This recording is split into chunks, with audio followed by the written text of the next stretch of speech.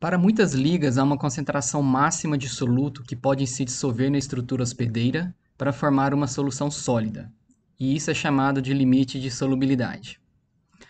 A adição de soluto além do limite de solubilidade resulta na formação de outra fase com composição diferente. Então, para ilustrar esse conceito, considere o sistema entre a sacarose e a água. Inicialmente, à medida que o açúcar é adicionado à água, uma solução líquida se forma. À medida que mais açúcar é introduzido, a solução torna-se mais concentrada até que o limite de solubilidade seja atingido. Então, a solução vai ficar saturada em açúcar. Nesse momento, a solução não é capaz de dissolver mais açúcar. E todo o açúcar que vier a ser adicionado posteriormente vai simplesmente se alojar no fundo do recipiente, na fase sólida. Assim, o sistema agora vai consistir em uma fase líquida, saturada em açúcar, e uma fase sólida depositada no fundo do recipiente. Esse gráfico aqui mostra o limite de solubilidade da solução sacarose e água, demonstrando, então, aqui na abscissa a composição em açúcar da solução e na ordenada a temperatura. Então, é perceptível aqui que a percentagem, né, de açúcar na solução vai aumentar com a temperatura. Por exemplo, se a gente tomar aqui a temperatura de 20 graus Celsius, que é essa linha horizontal, então a solubilidade do açúcar na água está aqui em aproximadamente 63%. Né? Quando se aumenta, por exemplo, a temperatura para 80 graus Celsius, aí o limite de solubilidade sai do valor de 63 e vai até aproximadamente aqui, digamos, 73%. Então, a composição, a saturação do açúcar na água, né, aumenta, então, com a temperatura. Então, o termo equilíbrio de fases refere-se ao equilíbrio conforme se aplica a sistemas nos quais mais de uma fase pode existir. Nesse caso aqui, então, existe o equilíbrio de fases entre o açúcar e a água. Então, vamos partir agora para o interesse desse curso aqui, que vai ser o equilíbrio em ligas metálicas. Bom, então, possivelmente, o tipo de diagrama de fase mais comum para ser demonstrado inicialmente vai ser o diagrama que envolve o equilíbrio entre o níquel e o cobre. Esse aqui é um diagrama isomorfo, binário, né? Binário porque são dois constituintes, né? No caso, o cobre e o níquel. E é isomorfo porque a fase sólida formada ela é constituída de apenas uma fase homogênea, né, no qual está inserido ali dentro de uma determinada matriz os átomos de níquel hospedando os átomos de cobre, ou então os átomos de cobre hospedando os átomos de níquel, né, no caso de uma solução de cobre, por exemplo, mais concentrada. Então, esse diagrama aqui vai apresentar três regiões distintas. Uma região com uma fase alfa sólida, que é essa região aqui de baixo da linha de sólido, ou então linhas sólidos. Uma região com a fase líquida, que é essa região superior. sendo delimitada aqui pela linha de líquido, ou então linha líquidos. E aqui uma região intermediária, onde essas duas fases, líquida e alfa, vão coexistir. A linha sólidos e a linha líquidos, conforme já falado anteriormente, vão se cruzar nos dois extremos. Por exemplo, nesse ponto aqui, do lado esquerdo do diagrama, é o ponto no qual a composição do níquel é zero, ou seja, 100% cobre. Então aqui a gente tem 100% cobre. E elas se cruzam também no extremo direito do diagrama, que é aqui o ponto no qual a quantidade, o teor de níquel é 100%. Então aqui tem 100% níquel. Então, como a gente está aqui no extremo esquerdo, o ponto no qual a composição de cobre é 100%, então tem-se aqui cobre puro. Né? Então, o cobre vai passar de uma fase alfa sólida para uma fase líquida exatamente aqui a 1085 graus Celsius, que vai ser a temperatura de fusão do cobre. Então, se você sai aqui, por exemplo, de 1000 graus Celsius, você tem, numa situação em que tem-se cobre puro, então você tem cobre inicialmente sólido numa fase alfa, aumentando então a temperatura, o cobre atinge o ponto de fusão a 1085 graus Celsius, e aumentando ainda mais a temperatura, tem-se então agora o cobre líquido puro, aqui em temperaturas maiores de que 1085 graus Celsius. A mesma coisa acontece para o níquel, só que no caso do níquel a temperatura de fusão é superior, ou seja, vale 1455 graus Celsius. Então, saindo de qualquer posição aqui abaixo da linha sólidos, atinge-se 1455 graus Celsius quando o níquel vai, então, liquefazer, vai fundir. E acima, então, de 1455 graus Celsius. Não, só lembrando, nesse 1455 a gente lê aqui na ordenada aqui do lado esquerdo, porque isso aqui está em Fahrenheit, né? Isso aqui a gente não vai usar. Beleza, então os dois extremos são as regiões dos elementos puros. Então, para qualquer composição diferente dos componentes puros, o fenômeno de fusão vai ocorrer na faixa de temperatura entre as linhas sólidos e líquidos. Ambas as fases alfa, que é sólida, e a fase líquida, estão em equilíbrio entre essas linhas, líquidos e sólidos. Por exemplo, então, após o aquecimento de uma liga com composição, eu vou utilizar esse gráfico aqui agora do lado direito. Eu estou dando um zoom aqui entre 20 e 50% de níquel. Então, eu estou dando um zoom aqui daqui até aqui. Pegando até 1400, ou seja, seria essa região aqui.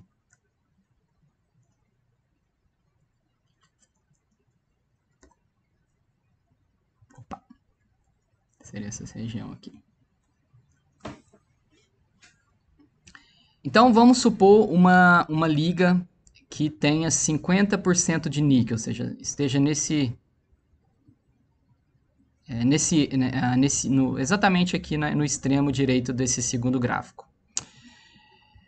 Então, aqui eu tenho 50% de níquel. A fusão vai começar em aproximadamente 1280 graus Celsius. A gente lê aqui então desse lado.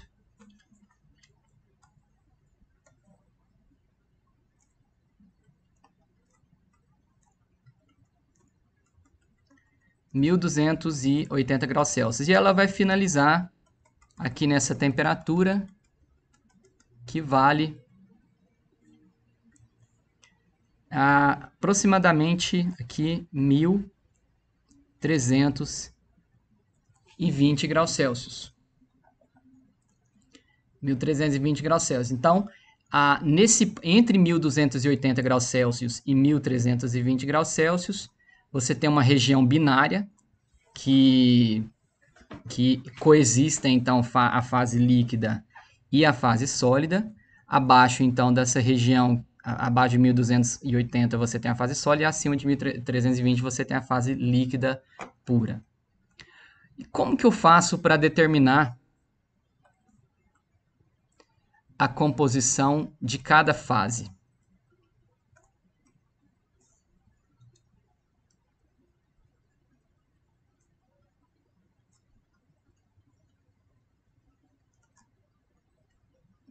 Determinação da composição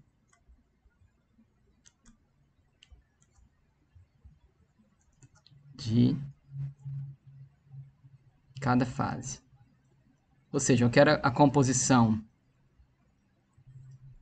da fase alfa e da fase líquida. Eu quero saber quanto que é o teor de níquel e cobre na fase alfa e qual que é o teor de níquel e cobre na fase líquida. Então, quando apenas uma fase está presente. Então, aí, se a gente tiver apenas uma fase presente, a situação é bastante trivial. Então, a composição da fase é simplesmente a mesma composição geral da liga. Então, por exemplo, se a gente considerar aqui a liga com 60% de níquel, 60% de níquel a 1.100 graus Celsius, esse ponto aqui, então, opa.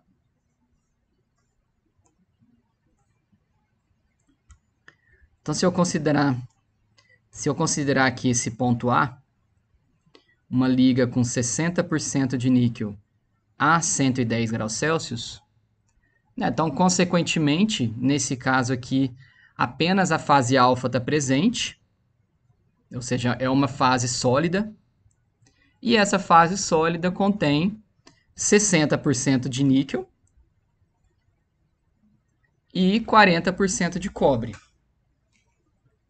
Agora, o que aconteceria na região entre as duas fases, ou seja, na região entre as duas linhas, líquidos e sólidos? Então, nesse caso, é necessário construir uma linha de amarração, conforme demonstrado aqui no gráfico do lado direito. Então, digamos que a gente esteja trabalhando aqui nesse ponto B. O ponto B é um ponto cuja concentração média vale C0. E esse C0 aqui, vou colocar aqui de baixo, C0 vale 35%. Então, a composição do ponto B é de 35% em níquel e, consequentemente, 35% em níquel e, consequentemente, 65% em cobre. Então, aí a gente traça essa linha de amarração entre a linha líquidos e a linha sólidos.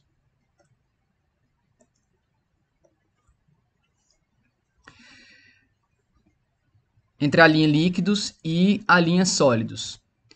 Aí, a composição da fase líquida vai ser obtida quando a linha de amarração cruza com a linha líquidos.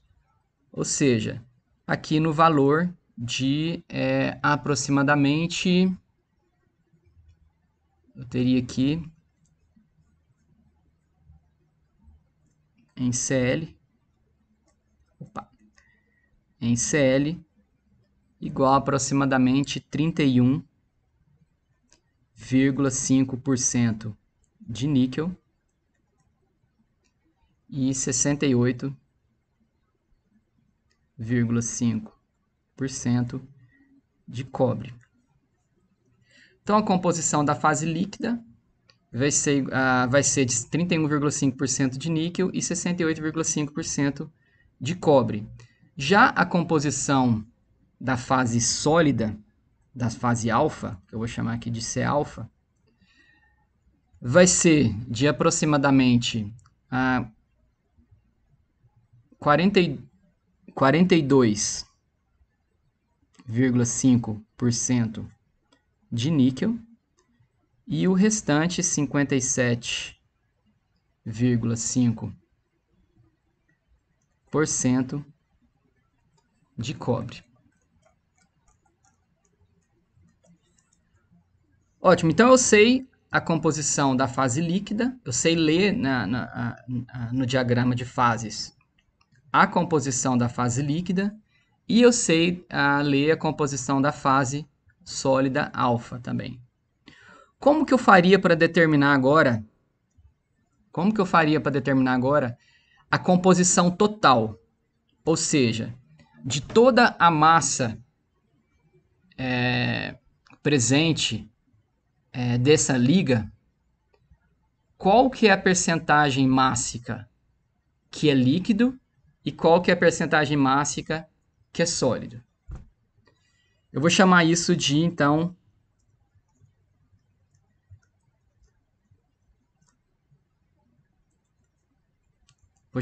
composição total. Provavelmente não vai ser isso que você vai ler no livro. Eu estou chamando assim porque é mais fácil de diferenciar a composição elementar da composição de fase, né? Talvez seria uma forma melhor de falar isso. Bom, a gente vai considerar o seguinte, vamos considerar que S é a massa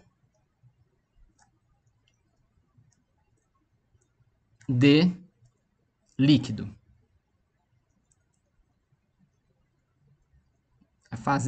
É a massa de líquido, ou seja, da fase L. Fase líquida.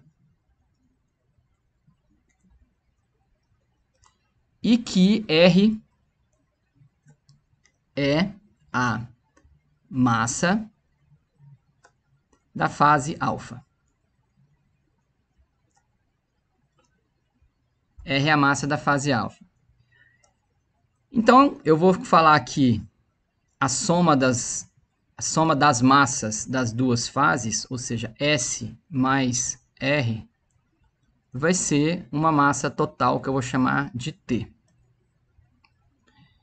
Então, T é a massa total. Deixa eu escrever isso aqui.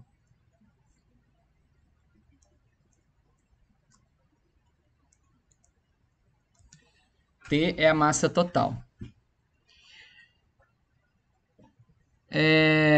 Então, para continuar, a massa de níquel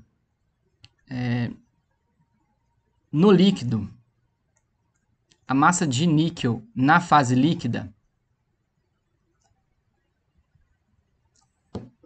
a fase líquida L, mais a massa de níquel na fase sólida alfa é igual à massa de níquel total. A massa de níquel em L é obtida quando eu multiplico a massa de líquido, ou seja, S, vezes o teor de níquel na fase líquida. E o teor de níquel na fase líquida eu vou chamar de Cl. Vamos pegar ClNi. Ou melhor, chamar de CNiL.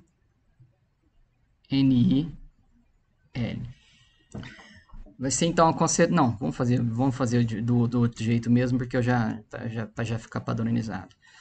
A concentração de níquel, então na fase líquida. Né? Então, eu tenho a massa total da fase líquida vezes a massa de níquel dividido pela massa da fase líquida. mais a massa de níquel na fase alfa é similar, né? Então, eu pego a massa total da fase alfa e multiplico pela concentração de níquel na fase alfa.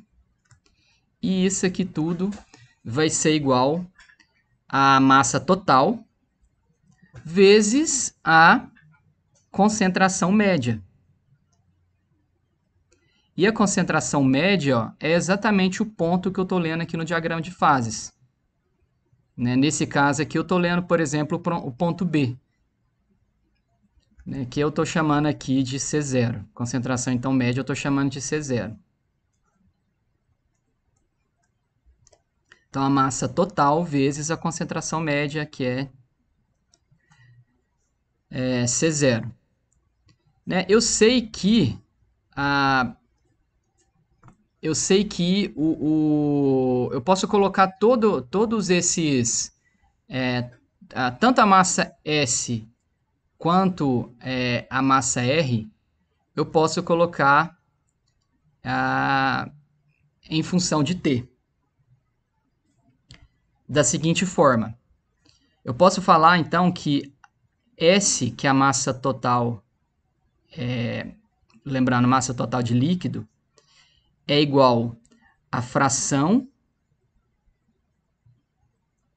a fração de líquido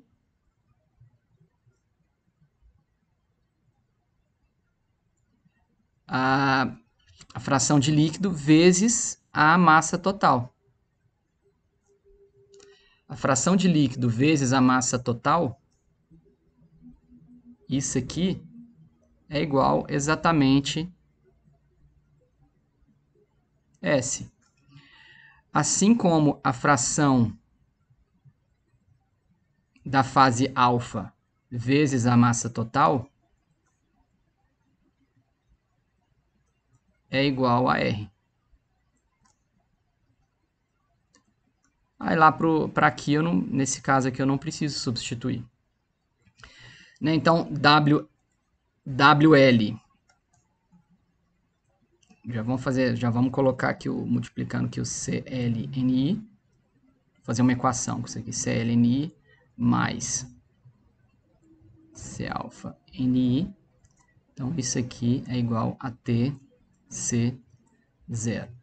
Eu posso cortar, então, esse T com esse T com esse T. E aí, consequentemente, eu tenho que o WL CLNI mais o W alfa C alfa NI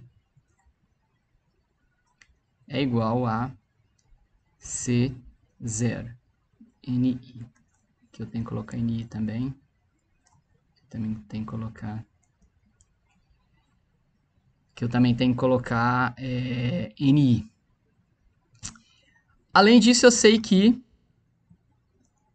o que eu estou tentando descobrir aqui, eu vou fazer inicialmente para massa, para fração de...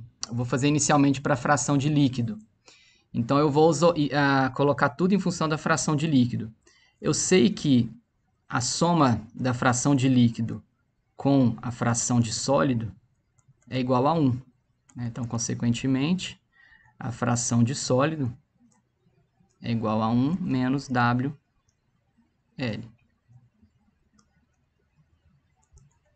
Então, WLCLNI mais 1 menos WL, que é W alfa, C alfa NI, é igual a C0 NI. Vou isolar agora o WL. Bom, eu tenho então WL que multiplica CL NI menos C alfa NI igual a C0 NI menos C alfa NI. Então, a fração máxima da fase líquida é C0 NI menos C alfa NI dividido por CL NI menos C alfa NI. É esse aqui.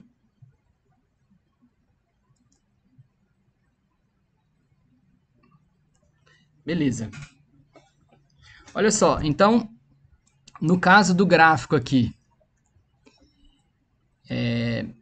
obviamente, se eu tenho que a fração máxima de líquido é isso aqui, então, já que eu tenho que a fração máxima do sólido é 1 menos isso aqui. Né? E aí eu posso calcular a fração máxima do sólido de acordo com as concentrações, assim como eu posso fazer simplesmente uma menos a outra. Então, vamos pegar o caso aqui do que a gente já estava trabalhando, do sistema níquel-cobre. Eu vou transportar esse... Aliás, deixa eu ver se eu consigo fazer uma coisa diferente. Não, deixa ele ir, senão vai atrapalhar aqui. Olha lá, o C0... Ah, eu tenho esses valores aqui de baixo, vamos utilizar eles aqui em cima, então. Fala, Cícero. Deu certo? Bom, eu saltei aqui na gravação porque eu tive que ele resolver um problema fora da sala. Então, vamos continuar. Aqui, então, a fração de líquido é dada, então, pelas concentrações de níquel nas duas fases, né? E essas composições, frações de níquel nas duas fases, são obtidas através aqui da linha de amarração. Então, a concentração de níquel aqui na fase líquida é obtida aqui nesse ponto, e na fase sólida é obtida aqui nesse ponto, quando a linha de amarração toca a linha sólidos.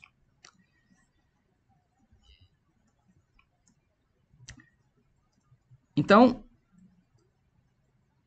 WL,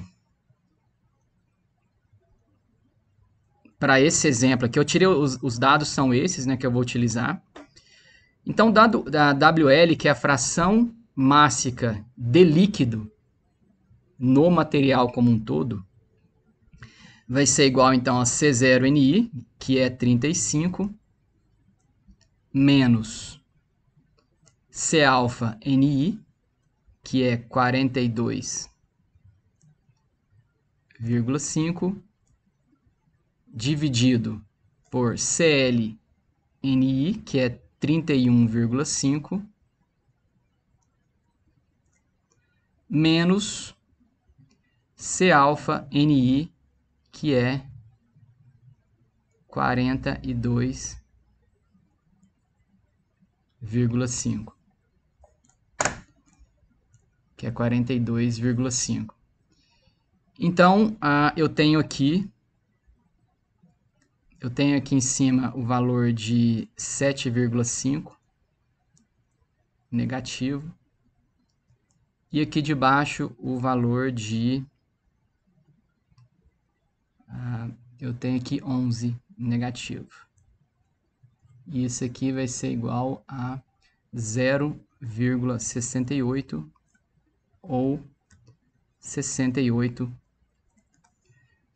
E aí, consequentemente, a fração da fase sólida é igual a 1 menos 0,68, que é igual a 0,32 ou 32%. Uma forma mais direta, quer dizer, você vai chegar na mesma equação que está aqui, né? Mas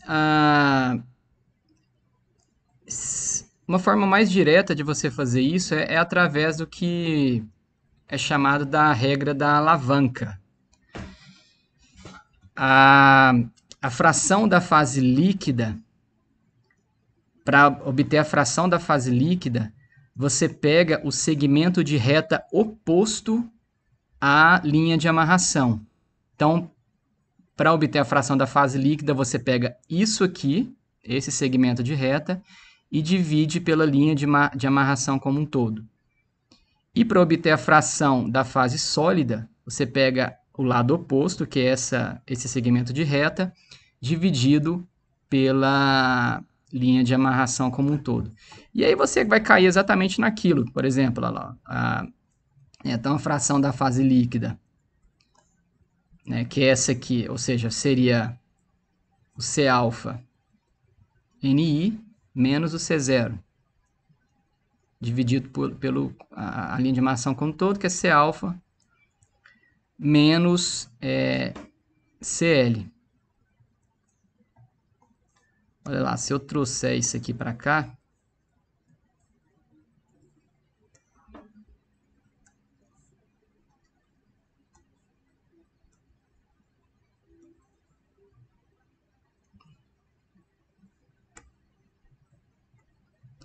eu estou trazendo isso aqui para baixo, só estou para mostrar que é a mesma coisa, ó, comparando com isso aqui. É a mesma coisa, ó, só aquilo que aconteceu aqui, eu inverti o C alfa com o C0.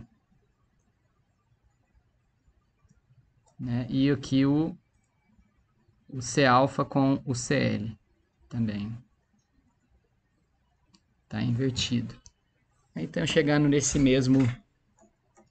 então nesse mesmo valor aí.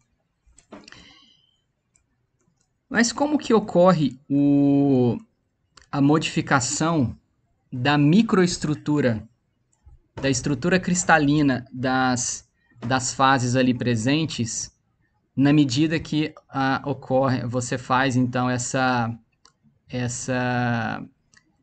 graduação na temperatura? Então, isso vai ser o tópico do próximo item aqui, que é o desenvolvimento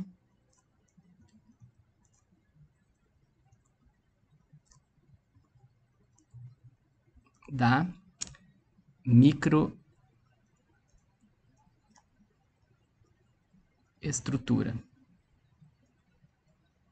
né, em ligas isomorfas.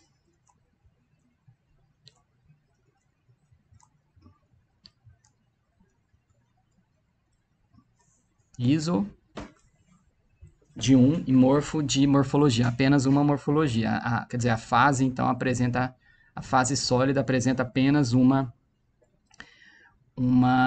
estrutura. Então, vamos inicialmente fazer um resfriamento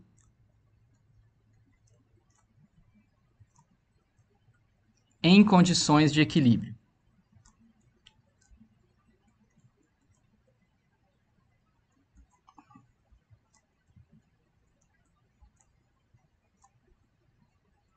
Resfriamento em condições de equilíbrio. O que seria um resfriamento em condições de equilíbrio? Se eu estou resfriando em condições de equilíbrio, eu vou falar que o meu resfriamento está sendo feito numa taxa extremamente pequena. Então, a taxa com que a temperatura está sendo diminuída, deixa eu colocar aqui uma figura para situar.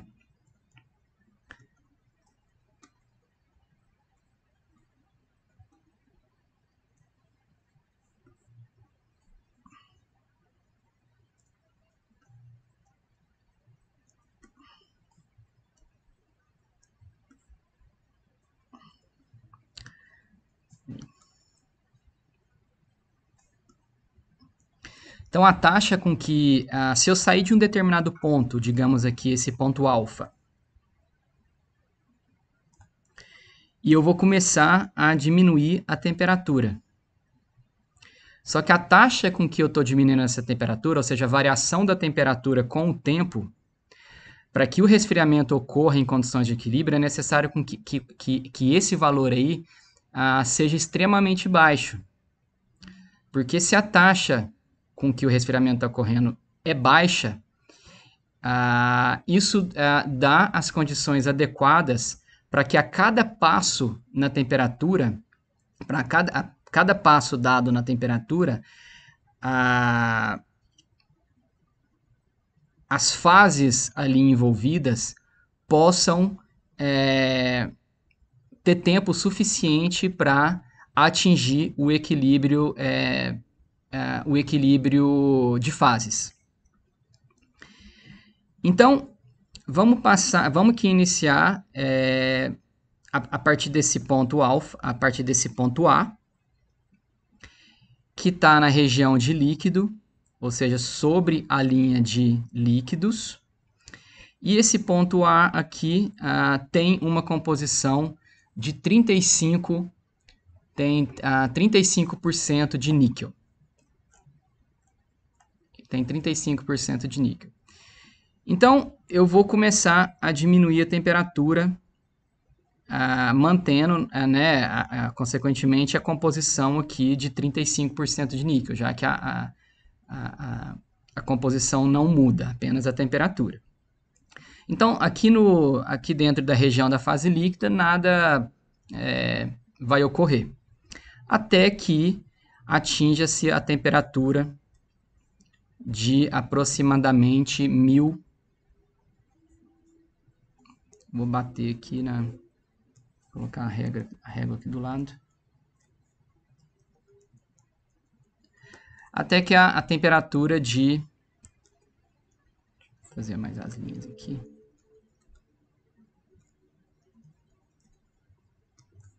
Até que essa temperatura de aproximadamente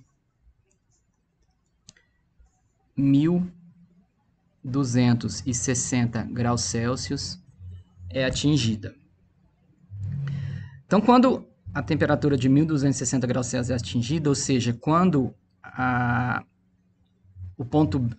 quando ela está exatamente em cima da linha líquidos, então vai começar a ocorrer a cristalização de alguns grãos. E esses grãos vão ter a composição aqui do ponto B. E como que eu faço para determinar a composição do ponto B? Eu traço aqui a linha de amarração. Né? Então, dentro aqui aqui no ponto B, a fase líquida vai estar com uma composição de 35% de níquel.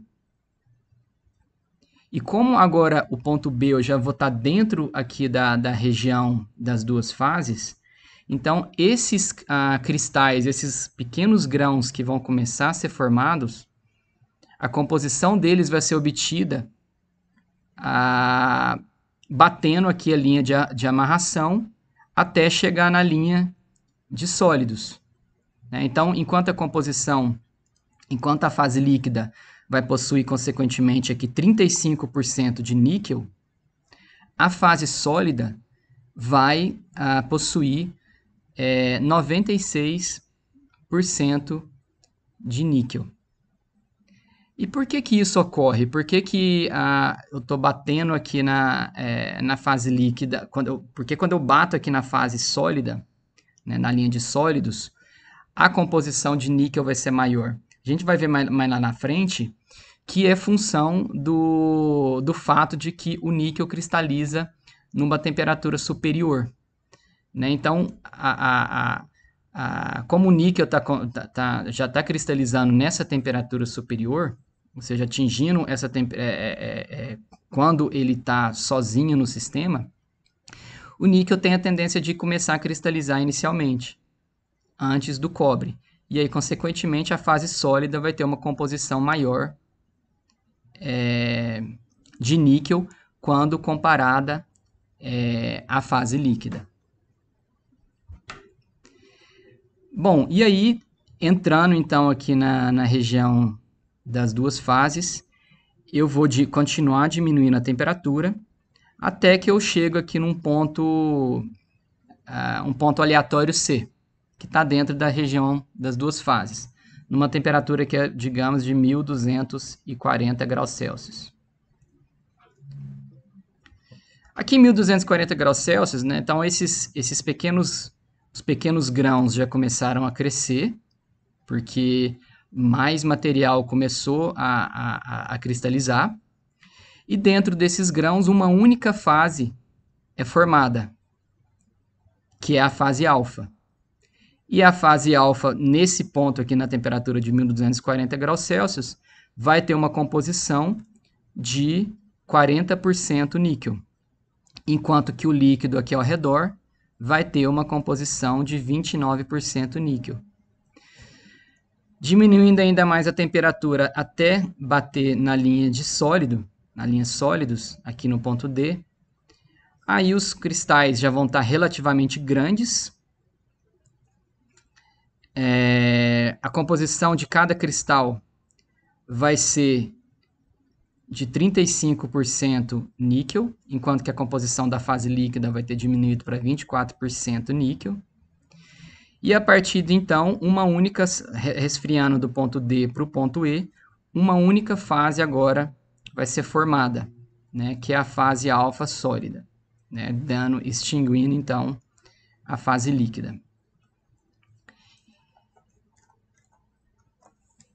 Então, esse aqui foi a dinâmica do resfriamento em condições de equilíbrio, ou seja, quando você está trabalhando com taxas de resfriamento extremamente baixas. E no caso de eu não estar trabalhando em condições de equilíbrio, ou seja, eu estou trabalhando agora eu estou fazendo um resfriamento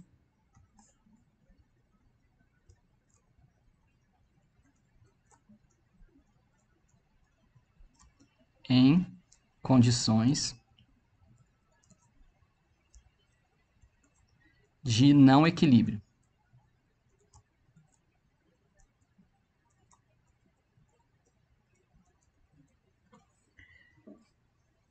Se na condição de equilíbrio a taxa de resfriamento é baixa, isso quer dizer que na condição de não equilíbrio a taxa de resfriamento vai ser alta. Então, quando você está trabalhando com taxas mais altas,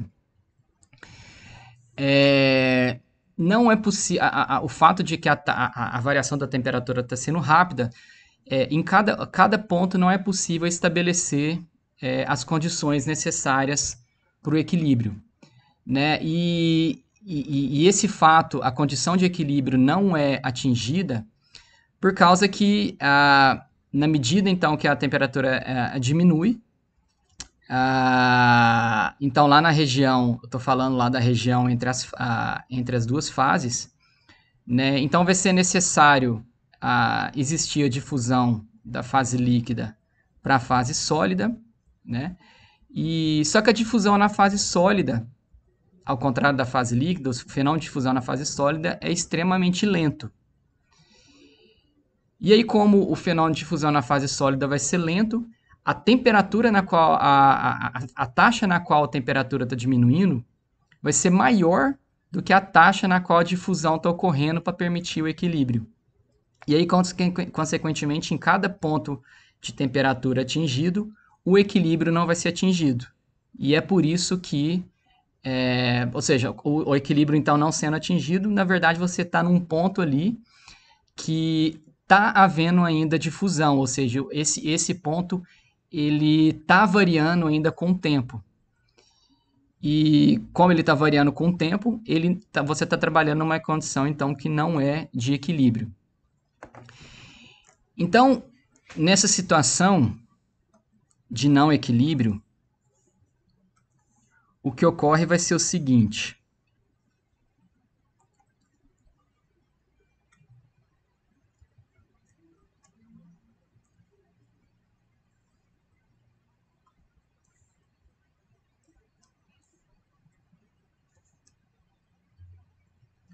Então, nessa situação de não equilíbrio, o que ocorre é o seguinte. Então, vamos supor que da mesma forma que foi feito anteriormente, a gente vai sair aqui de uma composição na fase líquida de 35% de níquel e vai começar a resfriar, só que numa taxa mais alta do que ocorreu anteriormente. Quando a temperatura atinge aqui a linha de líquidos, ou seja, como já dito anteriormente, né, a 1000 Aqui eu estou falando em 1260 graus Celsius. Então, vai começar a ocorrer a cristalização. Então, vai começar a ocorrer a cristalização do níquel e do cobre, formando, então, pequenos grãos com a composição já previamente determinada, né? Então, a composição do líquido vai ser exatamente aqui a concentração de 35% níquel, e para determinar a composição do grão, você então utiliza da linha de amarração para bater aqui na linha de sólidos e determinar a composição de 46% de níquel, como já demonstrado anteriormente. Agora, se a gente diminuir a temperatura do ponto B' para o ponto C', que está aqui no meio da região das duas fases, então, nesse caso, como a difusão na fase sólida alfa é relativamente lenta, comparado à taxa com que a temperatura está sendo diminuída, então a fase alfa que se formou no ponto B' não mudou a composição de forma apreciável quando diminuísse a temperatura até o ponto C. Ou seja, aqui na fase, na fase sólida do ponto C', aqui na fase sólida do ponto C', parte das, quando você tem o núcleo aqui o núcleo dos grãos, vai ser formado, vai ter uma composição aproximadamente igual à composição aqui do ponto B', que é de 46% níquel, enquanto que as partes mais externas do grão vão ter uma composição mais próximas aqui do equilíbrio, ou seja, de 40%. E por que isso ocorreu? Isso ocorreu porque lá nas partes mais internas do grão, não foi possível, a difusão, por ser extremamente lenta, ela não conseguiu ter tempo suficiente para uniformizar toda a composição da partícula como um todo. E aí, nas partes mais externas, como ela tá as partes mais externas estão já em contato direto com o líquido, não houve necessidade de uma difusão tão intensa, já que está em contato direto, e aí a composição da parte mais externa ela já se aproxima aqui da composição do equilíbrio. Então, o que você percebe, o que você vai perceber, é que a composição do grão, a composição média do grão como um todo, ela vai estar em um valor entre 46% níquel e 40% níquel, né? Que nesse caso, no caso específico dessa taxa de resfriamento, encontrou-se esse valor aqui de 42% níquel. Então, eu posso traçar uma reta saindo desse primeiro ponto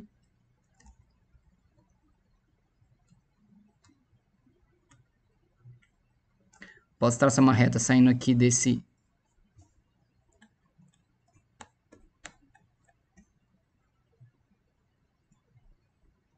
primeiro ponto até esse ponto aqui, né? Esse ponto aqui, ele está então afastado, ele está deslocado à direita do frisando, né? Ele tá deslocado para a direita da linha de sólidos pelo fato de que não foi possível alcançar o equilíbrio para aquela situação. E aí a parte mais interna do grão, que começou a cristalizar aqui quando atingiu-se a temperatura aqui da linha de líquidos. Então a parte mais interna começou a cristalizar e a composição da parte começou a cristalizar com essa composição de 46%, E aí, a partir de então, continuando o resfriamento, a parte interna permaneceu a 46, a parte interna permaneceu a 46, as partes mais externas diminuíram o valor, já que estão em contato direto com o líquido, e a parte mais interna não teve tempo suficiente para que houvesse uma difusão do núcleo para o líquido e, consequentemente, a concentração não pôde diminuir suficientemente de forma a igualar a composição do equilíbrio. Então, você tem aqui uma partícula do tipo, digamos, um core shell, né? um núcleo concha ou casca, né? No qual a casca é menos concentrada do que o núcleo. E aí, diminuindo de C' aqui para D', você vai seguindo a mesma sequência, seguindo aqui a mesma sequência.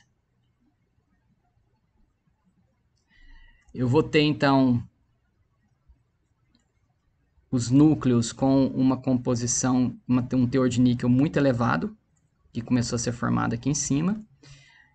As cascas cada vez mais próximas da extremidade da partícula, então vai diminuindo então o teor de níquel com o raio. E aí, o processo de cristalização ou de fusão vai terminar quando atinge-se aqui esse ponto E', numa temperatura ligeiramente superior aqui a 1200 graus Celsius. Então, atingiu o ponto E' quando ela cristalizou no ponto no qual a linha de sólidos deslocada, né, essa linha amarela, coincidiu com a linha que o ponto de 35%, a linha de 35% de níquel aqui do resfriamento. Né? Então, nesse ponto aqui, vai ser a composição média. Eu vou ter, então, a composição média de 35% de partículas que vão ter o núcleo mais enriquecido com níquel de 46% e, né, como demonstrado aqui, e partículas mais afastadas do núcleo com uma composição com teor de níquel menor de 31%, né, mantendo que é a composição do equilíbrio, mantendo a composição média aqui de 35%. Então, você vai ter, para temperaturas menores, um sistema heterogêneo, um sistema heterogêneo em composição, em teor, apesar de existir apenas uma fase. Então, no próximo tópico, que é o tópico 6.4,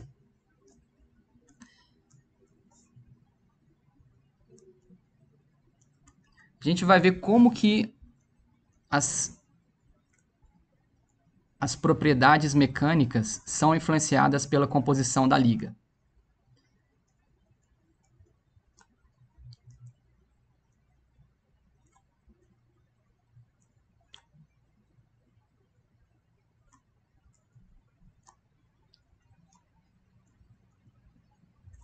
Propriedades mecânicas de ligas isomorfas.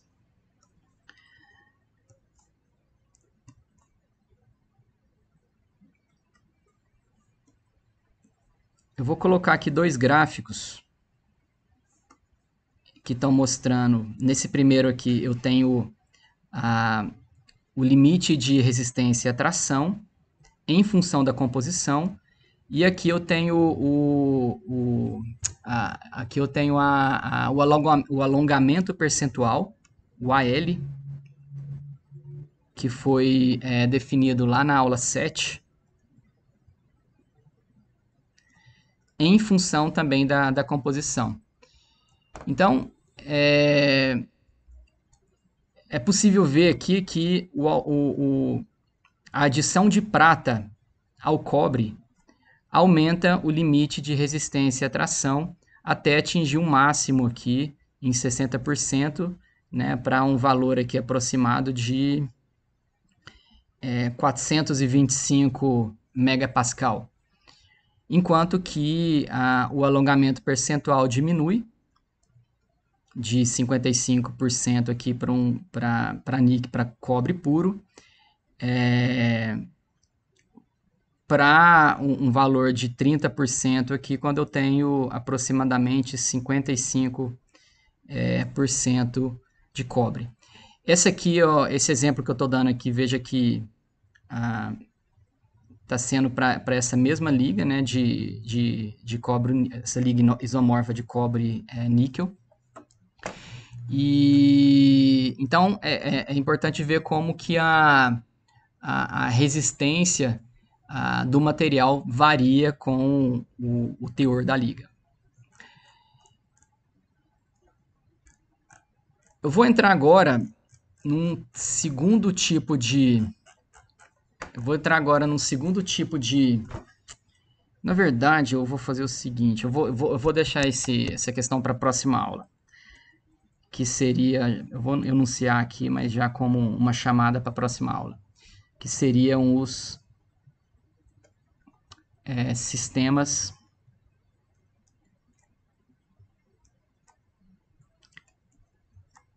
eutéticos binários.